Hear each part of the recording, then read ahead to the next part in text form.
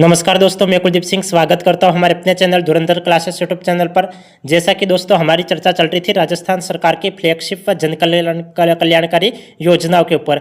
आज भी हम जन कल्याणकारी योजनाओं के बारे में चर्चा करेंगे, तो क्लास में एंड तक बने रहिए। हम क्लास को बिना देरी किए शुरू करते हैं। सबसे पहले हम देखेंगे कि मुख्यमंत्री वृद्धावस्था सम्मान पेंशन योजना क्या है। इस टॉपिक को शुरू करने से पहले मैं आपको याद दिलवा देना चाहता हूँ कि यदि आपने चैनल को सब्सक्राइब नहीं किया है तो चैनल को सब्सक्राइब कर लेना और बेल आइकन को प्रेस कर लेना, ताकि आपको प्रत्येक क्लास की नोटिफिकेशन मिलती रहे। अब हम देखेंगे मुख्यमंत्री वृद्धावस्था सम्मान पेंशन योजना क्या है और इसका क्रियान्वयन कब किया गया। तो देखिए, यह योजना सामाजिक न्याय एवं अधिकारिता विभाग द्वारा संचालित है। मुख्यमंत्री वृद्धावस्था सम्मान पेंशन योजना किसके द्वारा संचालित है? तो सामाजिक न्याय एवं अधिकारिता विभाग द्वारा संचालित है। और इस योजना के तहत 55 वर्ष या इससे अधिक आयु की महिला को प्रति माह पेंशन के रूप में 1,000 रुपये दिए जाते हैं और 58 वर्ष या इससे अधिक आयु के पुरुष को 1,000 रुपये प्रति माह पेंशन के रूप में दिए जाते हैं। देखो, आपको एग्जाम में प्रश्न मिल सकता है कि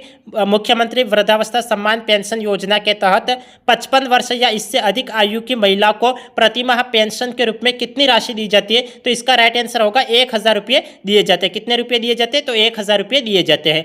यदि आपको एग्जाम में प्रश्न मिल जाए कि मुख्यमंत्री वृद्धावस्था सम्मान पेंशन योजना के तहत 58 वर्ष या इससे अधिक आयु के पुरुष को प्रति माह पेंशन के रूप में कितनी राशि दी जाती है? तो इसका राइट आंसर होगा 1,000 रुपये दिया जाता है। तो समझ में आ गया। आपको वहाँ पे ऑप्शन दे रखे होंगे, क्या 1,500 रुपये दिए जाते हैं, 1,000 रुपये दिए जाते हैं, 1,250 रुपये दिए जाते हैं या 2,500 रुपये दिए जाते हैं। तो आपको ऑप्शन में आंसर करना है कि मुख्यमंत्री वृद्धावस्था सम्मान पेंशन योजना के तहत 55 वर्ष या इससे अधिक आयु की महिला को तो 1,000 रुपये दिए जाते हैं और 58 वर्ष या इससे अधिक आयु के पुरुष को 1,000 रुपये पेंशन के रूप में दिए जाते हैं। आगे देखिए, सभी स्रोतों से वार्षिक आय 48,000 रुपये से कम होनी चाहिए। देखो, जो पेंशन का लाभ कौन ले सकता है कि जिनकी जो वार्षिक आय है, यदि कोई महिला है चाहे वह पुरुष है, तो उसकी वार्षिक आय 48,000 रुपये से कम है, तब तो वह पेंशन का लाभ ले सकता है। लेकिन उसकी आय 48,000 रुपये से ज़्यादा है तो वह पेंशन का लाभ नहीं ले सकता है। तो इस बात को ध्यान में रखना है कि सभी स्रोतों से वार्षिक आय 48,000 रुपये से कम होनी चाहिए, तब तो उनको पेंशन मिलेगी। यदि उनकी वार्षिक आय 48,000 रुपये से ज़्यादा है तो उन्हें वार्षिक ये पेंशन नहीं मिलेगी। तो इस बात को आपको ध्यान में रखना है। तो कितनी राशि दी जाती है? तो 1,000 रुपये दिए जाते हैं। महिला की आयु 55 वर्ष या इससे अधिक होनी चाहिए और पुरुष की आयु 58 वर्ष या इससे अधिक होनी चाहिए। अब आगे हम बात करते हैं आशा सहयोगिनी योजना क्या है। तो आशा सहयोगिनी योजना के बारे में हम चर्चा करते हैं कि इस योजना के तहत क्या क्या लाभ दिया जा रहा है। तो देखिए, आशा सहयोगिनी योजना राष्ट्रीय ग्रामीण स्वास्थ्य मिशन 2005 की स्थापना के बाद से मान्यता प्राप्त सामाजिक स्वास्थ्य कार्यकर्ता आशा द्वारा एनआरएचएम गतिविधियों के क्रियान्वयन में एक महत्वपूर्ण भूमिका निभाई गई है। आगे देखिए, आशा एक सामुदायिक स्तर की कार्यकर्ता। आशा क्या है? तो आशा एक सामुदायिक स्तर की कार्यकर्ता है जिसकी भूमिका स्वास्थ्य के बिंदुओं पर जागरूकता पैदा करना है। क्या है? तो जिसकी भूमिका स्वास्थ्य के बिंदुओं पर जागरूकता पैदा करना है। आगे देखिए, आगे हम तीसरा पॉइंट देखेंगे कि राजस्थान में आशा को आशा सहयोगिनी के रूप में जाना जाता है। आशा को किस नाम से जाना जाता है? तो आशा को आशा सहयोगिनी के रूप में जाना जाता है, क्योंकि यह चिकित्सा एवं स्वास्थ्य विभाग और महिला एवं बाल विकास विभाग के बीच एक संयुक्त कार्य करता है। अब आगे हम देखेंगे, आगे देखिए, आशा का चयन ग्राम सभा के माध्यम से किया जाता है। आशा का चयन किससे किया जाता है? तो आशा का चयन ग्राम सभा के माध्यम से किया जाता है और यहाँ एएनएम और आंगनवाड़ी कार्यकर्ता के साथ समन्वय बनाकर काम करती है। आपको एग्जाम में प्रश्न मिल सकता है कि आशा का चयन किसके माध्यम से किया जाता है? तो आशा का चयन किसके माध्यम से किया जाता है? तो ग्राम सभा के माध्यम से किया जाता है। इस बात को आपको ध्यान में रखना है। और यहाँ एएनएम और आंगनवाड़ी कार्यकर्ता के साथ समन्वय बनाकर काम करती है। तो आशा सहयोगिनी के बारे में ये 3-4 पॉइंट है, इसको आपको विशेष रूप से ध्यान में रखना है। आगे हम बात करेंगे, देखिए आगे हम बात करते हैं राजस्थान जननी शिशु सुरक्षा योजना। राजस्थान जननी शिशु सुरक्षा योजना क्या है?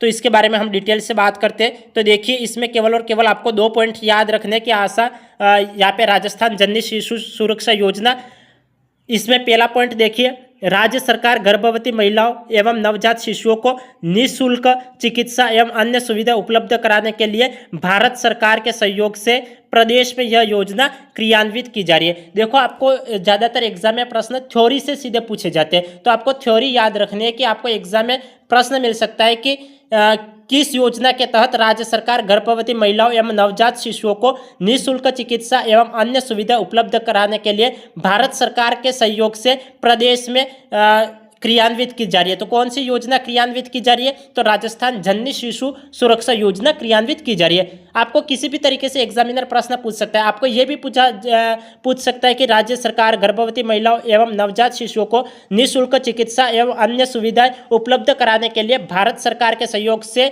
प्रदेश में किस योजना का क्रियान्वयन किया जा रहा है? तो किस योजना का क्रियान्वयन किया जा रहा है? तो इसका राइट आंसर होगा राजस्थान जननी शिशु सुरक्षा योजना का क्रियान्वयन किया जा रहा है। आगे देखिए, इस योजना के अंतर्गत निःशुल्क दवाइयाँ एवं उपभोग्य वस्तुएं, प्रयोगशाला जांच, भोजन, रक्त सुविधा तथा यातायात की सुविधा आदि उपलब्ध करवाई जा रही है। देखो, आपको एग्जाम में प्रश्न मिल सकता है कि राजस्थान जननी शिशु सुरक्षा योजना के तहत क्या क्या सुविधा उपलब्ध करवाई जा रही है। तो क्या क्या सुविधा उपलब्ध करवाई जा रही है? तो निःशुल्क दवाइयाँ दी जा रही है, उपभोग्य वस्तुएं दी जा रही है, प्रयोगशाला जांच, भोजन, रक्त सुविधा एवं यातायात की सुविधा उपलब्ध करवाई जा रही है। किस योजना के तहत? तो राजस्थान जननी सुरक्षा योजना के तहत। आपको एग्जाम में प्रश्न मिल सकता है कि राजस्थान जननी सुरक्षा योजना के तहत निम्न में से कौन सी सुविधा उपलब्ध करवाई जा रही है? तो कोई एक सुविधा दे दी जाएगी और दूसरी जो सुविधा नहीं दी जाती है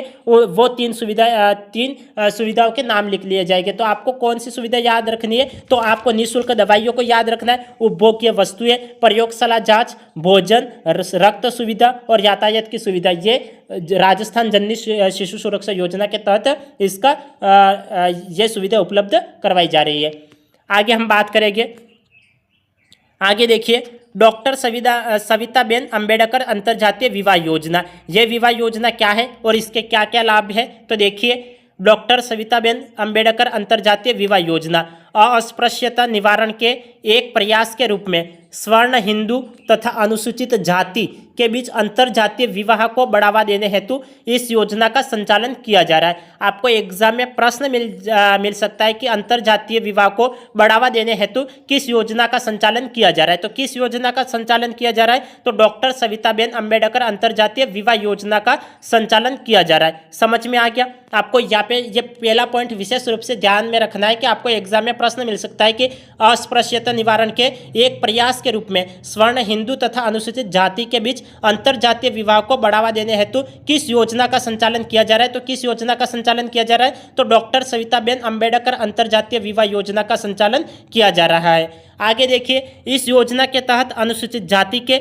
युवक युवती द्वारा स्वर्ण हिंदू जाति के युवक युवती से विवाह करने पर दंपति को 10 लाख रुपए प्रति युगल स्वीकृत किए जा रहे हैं। आपको एग्जाम में प्रश्न मिल सकता है कि डॉक्टर सविताबेन अंबेडकर अंतरजातीय विवाह योजना के तहत प्रति युगल कितने रुपए स्वीकृत किए जा रहे हैं? तो प्रति युगल 10 लाख रुपये स्वीकृत किए जा रहे हैं। समझ में आ गया? आपको केवल और केवल 2 पॉइंट ध्यान में रखने हैं कि आपको एग्जाम में प्रश्न मिल जाए कि अंतरजातीय विवाह को बढ़ावा देने हेतु किस योजना का संचालन किया जा रहा है। तो इसका राइट आंसर होगा डॉक्टर सविताबेन अंबेडकर अंतरजातीय विवाह योजना का संचालन किया जा रहा है। यदि आपको एग्जाम में प्रश्न मिल जाए कि डॉक्टर सविताबेन अंबेडकर अंतरजातीय विवाह योजना के तहत प्रति युगल कितने रुपए स्वीकृत किए जा रहे हैं, तो कितने रुपए स्वीकृत किए जा रहे हैं? तो 10 लाख रुपए प्रति युगल स्वीकृत किए जा रहे हैं। तो सेकंड पॉइंट को एक बार फिर से देख लीजिए। इस योजना के तहत अनुसूचित जाति के युवक युवती द्वारा स्वर्ण हिंदू जाति के युवक युवती से विवाह करने पर दंपति को 10 लाख रुपए प्रति युगल स्वीकृत किए जा रहे हैं। समझ में आ गया? डॉक्टर सविताबेन अंबेडकर अंतरजातीय विवाह योजना क्या है और इसके क्या क्या लाभ है? तो ये 2 पॉइंट आपको विशेष रूप से ध्यान में रखने हैं। देखो, यहाँ पे फ्री फोकट की लैंग्वेज आपको नहीं पढ़ाई जा रही है, केवल जो काम की बातें हैं उसी को मैं पॉइंट के रूप में आपको लिखवा रहा हूँ। तो आपको केवल और केवल ये पॉइंट ध्यान में रखने हैं। इसके अलावा आपको कुछ भी ध्यान में नहीं रखना है, क्योंकि इसी से आपको एग्जाम में प्रश्न मिल सकते हैं। यहाँ पे थ्योरी से सीधे प्रश्न उठ सकते हैं और आपको जो पॉइंट दे रखे उसी पॉइंट को ध्यान में रखना है। आगे देखिए, आगे हम बात करेंगे मुखबिर योजना। मुखबिर योजना क्या है और इसके क्या क्या लाभ है, तो देखिए, चिकित्सा एवं स्वास्थ्य विभाग द्वारा भ्रूण लिंग परीक्षण में लिप्त व्यक्तियों की सूचना देने वाले व्यक्ति को 3 लाख रुपए प्रोत्साहन राशि दी जाती है। देखो, मुखबिर योजना के तहत लिंग परीक्षण में लिप्त व्यक्तियों की सूचना देने वाले व्यक्ति को कितने रुपये प्रोत्साहन के रूप में दिए जाते हैं, तो कितने रुपये प्रोत्साहन के रूप में दिए जाते हैं, तो 3 लाख रुपये प्रोत्साहन राशि के रूप में दिए जाते हैं। तो समझ में आ गया मुखबिर योजना क्या है। तो आपको एग्जाम में प्रश्न मिल सकता है कि चिकित्सा एवं स्वास्थ्य विभाग राजस्थान द्वारा भ्रूण लिंग परीक्षण में लिप्त व्यक्तियों की सूचना देने वाले व्यक्ति को कितने रुपये की राशि प्रोत्साहन के रूप में दी जाती है, तो कितने रुपये की राशि प्रोत्साहन के रूप में दी जाती है, तो 3 लाख रुपये की राशि प्रोत्साहन के रूप में दी जाती है। तो समझ में आ गया। यदि भ्रूण की लिंग की परीक्षण की जांच करवाए कोई व्यक्ति और कोई अन्य व्यक्ति उसकी सूचना दे दे तो उसे प्रोत्साहन के रूप में 3 लाख रुपये की राशि दी जाती है। किस योजना के तहत दी जाती है, तो मुखबिर योजना के तहत दी जाती है। तो यहाँ पे किस योजना के तहत दी जाती है तो वो भी आपको ध्यान में रखना है। आगे हम बात करेंगे, आगे देखिए, अटल पेंशन योजना। अटल पेंशन योजना क्या है और इसके क्या क्या लाभ है, तो देखिए, अटल पेंशन योजना, यह पेंशन योजना असंगठित क्षेत्रों के कामगारों पर केंद्रित है। इसके अंतर्गत इसके अंतर्गत योग्यता की न्यूनतम आयु 18 वर्ष व अधिकतम आयु 40 वर्ष है। इस योजना के तहत 60 वर्ष की आयु पूर्ण होने पर प्रति माह गारंटेड 1000 से 5000 रुपये तक पेंशन प्रदान की जाती है। देखो, अटल पेंशन योजना के तहत प्रति माह कितनी राशि पेंशन के रूप में दी जाती है, तो 1000 से 5000 रुपये तक की राशि पेंशन के रूप में प्रदान की जाती है। कितनी आयु पूर्ण होने पर पेंशन दी जाती है, तो 60 वर्ष की आयु पूर्ण होने पर पेंशन दी जाती है। देखो, आपको एग्जाम में प्रश्न किस तरीके से मिल सकता है, आपको एग्जाम में प्रश्न मिल सकता है कि अटल पेंशन योजना के तहत कितने वर्ष की आयु पूर्ण होने पर प्रति माह पेंशन प्रदान की जाती है, तो कितने वर्ष की आयु पूर्ण होने पर प्रति माह पेंशन प्रदान की जाती है, तो 60 वर्ष की आयु पूर्ण होने पर प्रति माह पेंशन प्रदान की जाती है। और कितने रुपए पेंशन के रूप में प्रदान किए जाते हैं, तो 1000 रुपये से 5000 रुपये तक की पेंशन प्रदान की जाती है। देखो, इस पॉइंट को एक बार फिर से ध्यान से पढ़ लीजिए। यह पेंशन योजना असंगठित क्षेत्रों के कामगारों पर केंद्रित है और इसके अंतर्गत योग्यता की न्यूनतम आयु 18 वर्ष व अधिकतम आयु कितनी है, तो अधिकतम आयु 40 वर्ष है। और इस देखो, 18 वर्ष अधिकतम न्यूनतम आयु तो कितनी है, तो न्यूनतम आयु 18 वर्ष है और अधिकतम आयु कितनी है, तो 40 वर्ष है। और इस योजना के तहत 60 वर्ष की आयु पूर्ण होने पर, देखो, 18 वर्ष की आपकी न्यूनतम आयु 18 वर्ष है और फिर अधिकतम आयु 40 वर्ष है। इस योजना के तहत आप बीमा करवाते हो तो फिर आपको 60 वर्ष की आयु पूर्ण होने पर प्रति माह गारंटेड रूप से 1000 से 5000 रुपये तक की पेंशन प्रदान की जाती है। तो इस बात को आपको ध्यान रखनी है। समझ में आ गया। अब आगे हम बात करते हैं मिशन वात्सल्य योजना क्या है। तो मिशन वात्सल्य योजना के बारे में हम देखेंगे कि यह योजना क्या है। तो देखिए, मिशन वात्सल्य योजना, इस योजना के अंतर्गत बच्चों के लक्षित समूह के लिए विभिन्न संस्थागत और गैर संस्थागत देखभाल योजना व कार्यक्रम लागू किए जा रहे हैं। यह एक केंद्र प्रवर्तित योजना है जिसमें केंद्र व राज्य के मध्य कोषानुपात 60:40 है। देखो, आपको एग्जाम में प्रश्न मिल सकता है कि मिशन वात्सल्य योजना के तहत केंद्र व राज्य के मध्य कोषानुपात कितना है, तो केंद्र व राज्य के मध्य कोषानुपात 60:40 है। आपको एग्जाम में प्रश्न मिल जाएगा और ऑप्शन मिल जाएगा, क्या 80:20 है, क्या 60:40 है, क्या 40:60 है, क्या 40:60 है, और या फिर आपको इनमें से कोई नहीं। तो आपको कौन सा ऑप्शन राइट आंसर करना है। मिशन वात्सल्य योजना के तहत केंद्र और राज्य के मध्य कोषानुपात 60:40 है। समझ में आ गया। अब आगे हम बात करेंगे विधवा विवाह उपहार योजना। विधवा विवाह उपहार योजना क्या है, तो इसके बारे में हम चर्चा करते हैं। विधवा विवाह उपहार योजना पेंशन योजना में हकदार विधवा महिला शादी करती है, यदि पेंशन योजना में हकदार विधवा महिला शादी करती है तो उसे शादी के मौके पर राज्य सरकार की ओर से उपहार स्वरूप 51,000 रुपये दिए जाने का प्रावधान किया गया है। देखो विधवा विवाह उपहार योजना क्या है, तो आपको ये ध्यान में रखना है कि पेंशन योजना में हकदार विधवा महिला शादी करती है तो उसे शादी के मौके पर राज्य सरकार की ओर से उपहार स्वरूप 51,000 रुपये दिए जाने का प्रावधान है। तो आपको एग्जाम में ये मिल सकता है कि विधवा विवाह उपहार योजना के तहत यदि कोई विधवा महिला शादी करती है तो उसे कितने रुपये उपहार स्वरूप प्रदान किए जाते हैं, तो 51,000 रुपये उपहार स्वरूप प्रदान किए जाते हैं।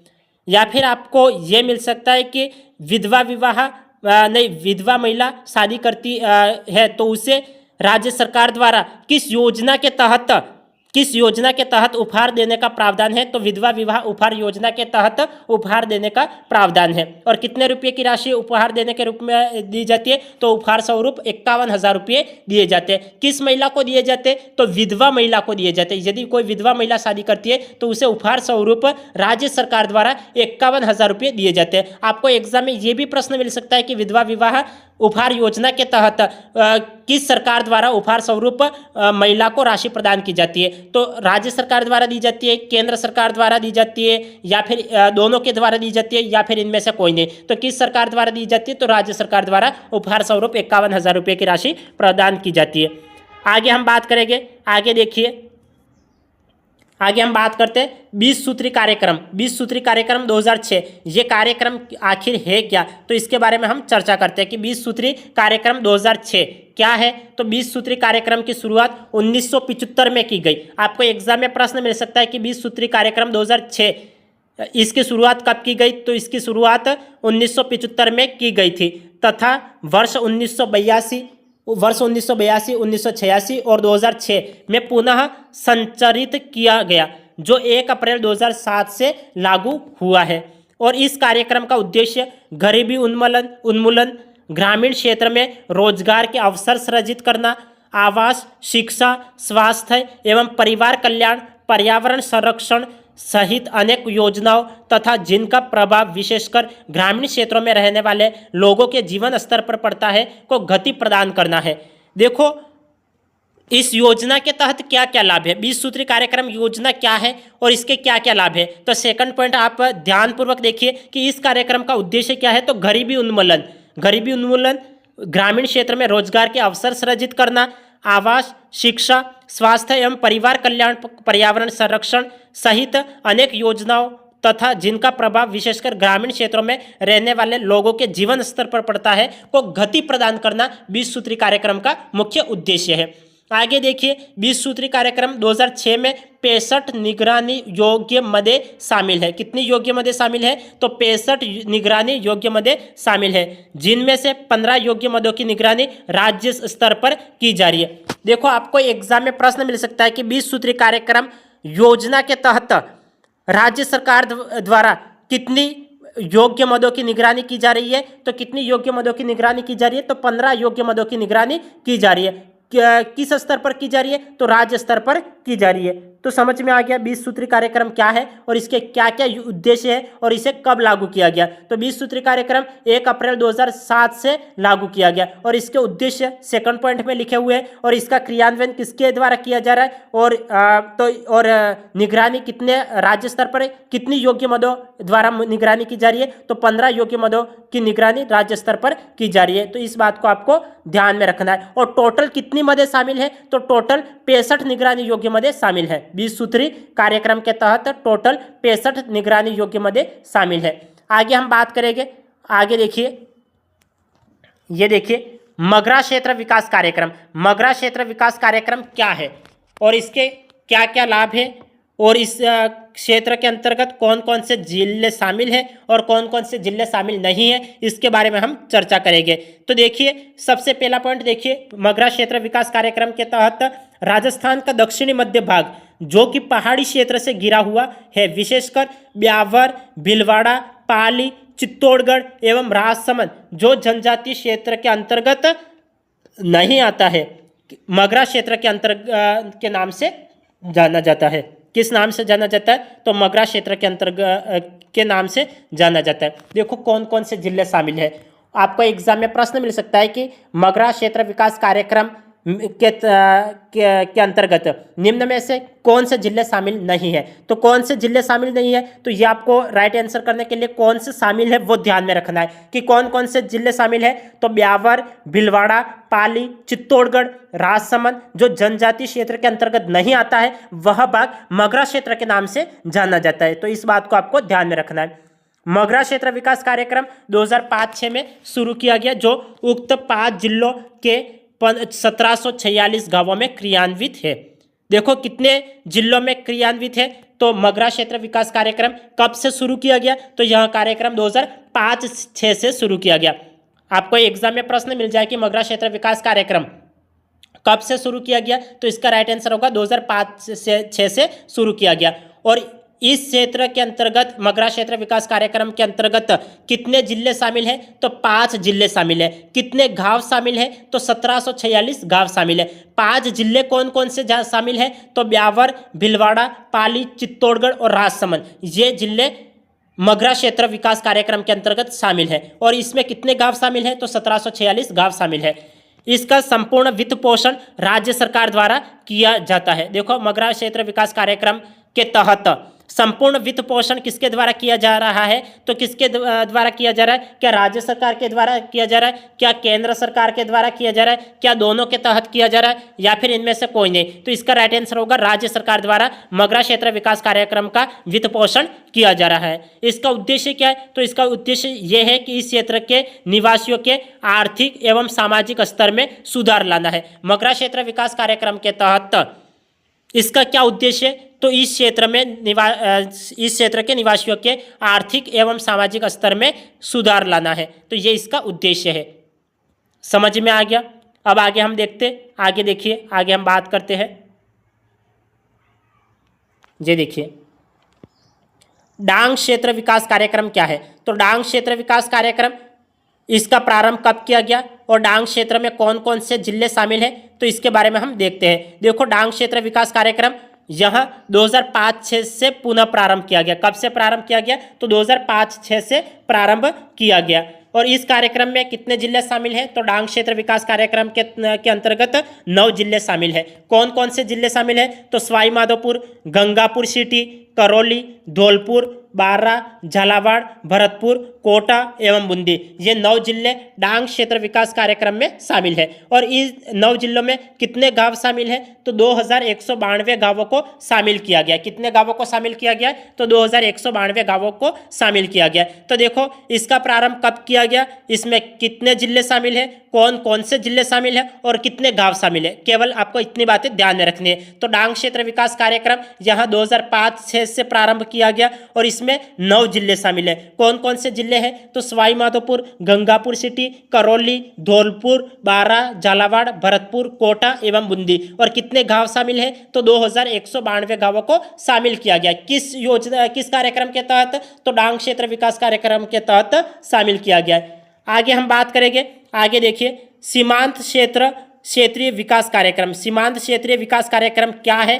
तो देखिए 7वीं पंचवर्षीय योजना के दौरान भारत सरकार द्वारा इस कार्यक्रम को 1993-94 से लागू किया गया। देखो आपको एग्जाम में प्रश्न मिल सकता है कि 7वीं पंचवर्षीय योजना के दौरान भारत सरकार द्वारा किस कार्यक्रम को लागू किया गया है? तो सीमांत क्षेत्रीय विकास कार्यक्रम को लागू किया गया है। कब से लागू किया गया है? तो 1993-94 से लागू किया गया है। यह कार्यक्रम 100% केंद्र सरकार द्वारा वित्त पोषित है। देखो कि सीमांत क्षेत्रीय विकास कार्यक्रम किसके द्वारा वित्त पोषित है? केंद्र सरकार के द्वारा, राज्य सरकार के द्वारा, या फिर केंद्र व राज्य सरकार के द्वारा, या फिर इनमें से कोई नहीं। तो इसका सीमांत क्षेत्रीय विकास कार्यक्रम पूरी तरीके से 100% केंद्र सरकार द्वारा वित्त पोषित है। आगे देखिए प्रारंभ में यह कार्यक्रम राज्य के 4 सीमावर्ती जिलों के 16 खंडों में क्रियान्वित था। वर्तमान में यह राज्य के 5 सीमावर्ती जिलों, कौन कौन से सीमावर्ती जिले हैं? तो बाड़मेर, जैसलमेर, बीकानेर, गंगानगर व अनूपगढ़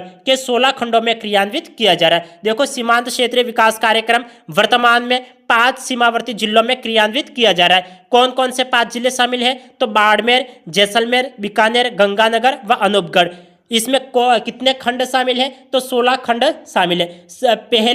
पहले वह कितने जिलों में क्रियान्वित था? तो पहले वह 4 सीमावर्ती जिलों में क्रियान्वित था, लेकिन वर्तमान में यह 5 सीमावर्ती जिलों में क्रियान्वित था। पहले वह 16 खंडों में क्रियान्वित था और अभी भी 16 खंडों में क्रियान्वित है, लेकिन पहले 4 जिलों में सीमावर्ती जिलों में यह कार्यक्रम लागू किया गया था, लेकिन अब फिलहाल 5 सीमावर्ती जिलों में यह कार्यक्रम लागू है। कौन कौन से? तो बाड़मेर, जैसलमेर, बीकानेर, गंगानगर व अनूपगढ़ के 16 खंडों में क्रियान्वित किया जा रहा है।